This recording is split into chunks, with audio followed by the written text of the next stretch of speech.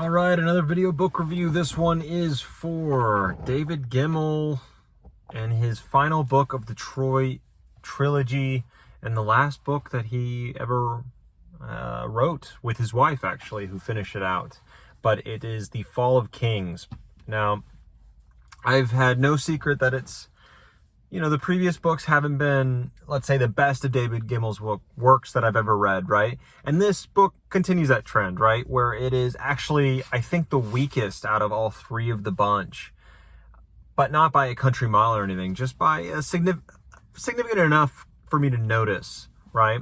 The writing was not as good. The editing was a little bit shoddy there, it seems. And it makes sense because, the man passed away and, the wife is, I imagine, I don't know much about it, but picking up the pieces, putting it together, trying to get it done. I don't know how much was done, how much of a manuscript was done, whatever, right? Before he sadly passed away in 2006, whatever that was. So there was a lot of repeated dialogue, repeated action, let's say, descriptors, with a stroke as a lightning stroke, a lightning flash, like that happened a billion times. There's lots of fighting in this book, as there's lots of fighting in the rest of the trilogy. Now, I thought that the main characters and how we follow them from throughout the series, but from this beginning of the book onwards, right to the end, I really enjoyed that we are still following our main characters, Helicon and Andromache, I don't know. But our two kind of main characters who are side characters in the whole Troy thing, right? Legend, right? So it was nice still following them and their romance and their plot together, and they had a great ending together that I really enjoyed. But I didn't enjoy not having a lot of Odysseus in this. The Odysseus was sadly lacking. His presence was lacking in a lot of ways, and he didn't feel like Odysseus, really, because there wasn't much of him. And same with Agamemnon, where he was built up to be such an intelligent guy and a force of nature, really. He is not the biggest guy, not the best fighter, not any of that, but he is so intelligent. That's how he gets things done. He's brutal, he's cruel, but he's, he is decisive and intelligent. And I didn't get that in this book. I got almost a caricature version of him in this book. Very different from the first and second book of him. Yeah. But other than that, you get Banacles. I really liked Banacles in this book. Really liked, what is his name?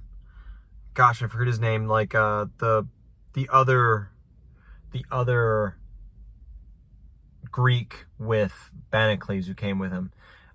Anyways, he's really good in that. But his story kind of felt like it ended, and those guys, it felt like I loved them as characters, and they really shone in the second book. And I loved that book for it. And I loved how Odysseus shone in that second book like crazy as well. And that's why that book is the strongest by a country mile.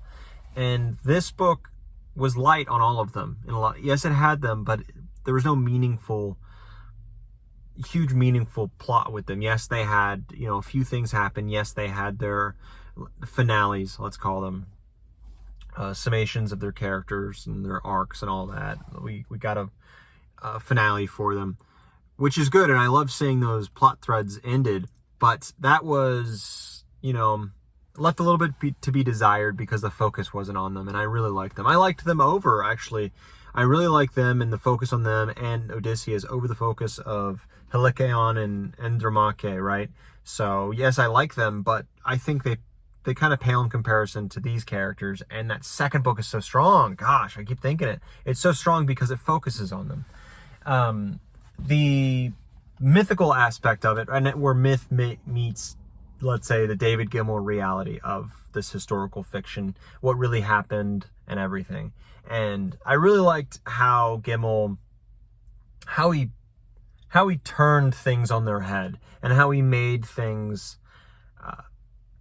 be different so that you couldn't really tell what was going to happen, but not different enough where you were like, all right, that's dumb. Like it was plausible and interesting, and you could see things being twisted over the years so that, oh wow, this very real world thing has a more mythical aspect to it.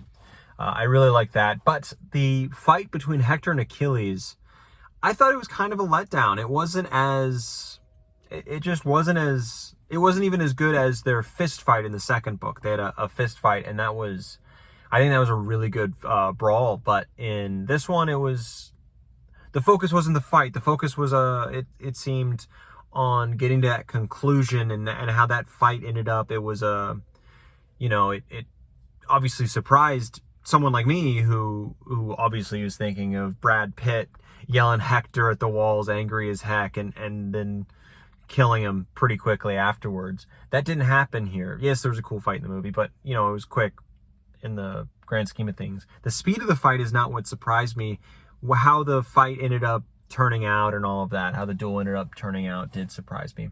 And it was good, but the focus was on how it ended up and the ramifications of it. And I didn't think it was as interesting, especially since the fight was littered with all those descriptors that were repeated a million times through all the other fight scenes, right? So it took me out. It took me out of it. It took me out. All the fights I was taken out of, like in the latter half of the book, because it was just repeated, descriptors again.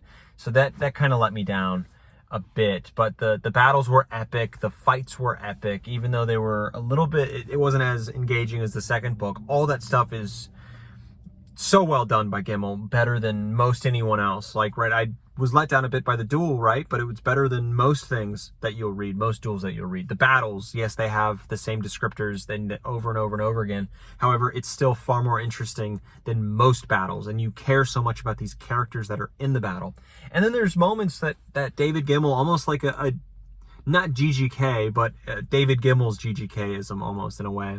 And you saw that in Legend, but you see that in this one, that I really like these asides that kind of happen, in which there's a battle and you are in a point of view of a character you've never met before. This character is doing interesting things, and then by the end of it, they die, right? They're out of the story forever. But that is your point of view for like pages and pages and pages, and it brings a new perspective on the book, new perspective on the scene in total. Legend does that as well, with one of the foreign, forget what they're called, warriors. I haven't read the Janai Saga, right? I've only read Legend at this point, so I can't remember the name of the horde that's on its way. But you have that in this book. Super interesting. David Gemmell has interesting ways of writing like that I really appreciate. So that really stood out. I really liked it. I loved the battles, even though, again, a little bit repetitive, but they still happened. They were really cool. And there's so many heartbreaking moments too, with characters. And when you're twisting things on their head, you expect characters to do certain things or survive moments to do things, and then they don't, and you are devastated by it because these characters have been built up so different than you expect, that you're like, oh, I really like this guy. Wow, like I really support him. I didn't think I wouldn't like Orlando Bloom. I wouldn't like Paris, right? In the movie, right? Don't like him. Who does? However, in this book, you really like him. You really are rooting for him. You're really rooting for Helen and their children. And, so kind of doom is coming, and you're really like fearing for them and their safety. You're fearing for the sons of Priam who have made it at this point, who you are really enjoying. And so there's that, and bad things happen, and you really feel for it. Priam himself, he had I thought his ending was interesting, but I wish he would have kept his sanity throughout the book. He kind of went the Denethor route a bit, but not as drastic. Obviously, it's an old man losing his mind a bit, but he went the Denethor route, and I didn't find it as interesting as, let's say, he kept his wits to the very end, and was a powerful leader, as he was, a formidable leader. And you saw how formidable he was in the second novel so much. And gosh, you lose so much. Like, the second book is so solid. I love the second book. And this did not reach those highs. So anyways, I really enjoyed the book. It was, again, the weakest of the three, but still a really strong book. Maybe I think of the weakest David Gemmell book though that I've read, but David Gemmell never misses. Like all of them are hits. All of them are hits. And I would give this book like a 7.8. A 7.8, which is just shy of 8, but really good. And maybe, upon reflection, it creeps back up to 8. But that is maybe kind of the limit of where that will reach because of all the previous reasons I said. But the Troy series, the Troy trilogy, I do recommend it. I recommend it highly. You don't need to know everything about the historical part of this, but I just love you don't see Bronze Age fantasy or Bronze Age stuff, really. It's not a fantasy, right? It's historical fiction, but Bronze Age literature, fiction, swashbuckling, stuff that fantasy readers would love, but it's set in the Bronze Age, and I love that stuff so much. So it's a unique aspect in that way, unique in that we're getting kind of a view on Troy and David Gemmell's kind of spin on it, and getting your mindset on romance, swashbuckling, adventure, high seas, pirate fighting, really cool stuff. The sieges, the battles, they're all excellent, right? So I do recommend it in that way. If you want a slower series that is, I would say, better in a whole, slower, more impactful, I'd go Regante. But for just straight up adventure action, the Troy series is really good, especially if you're going for that Bronze Age twist. But that's it. 7.8, as I said, and on to the next book. So, on to the next book.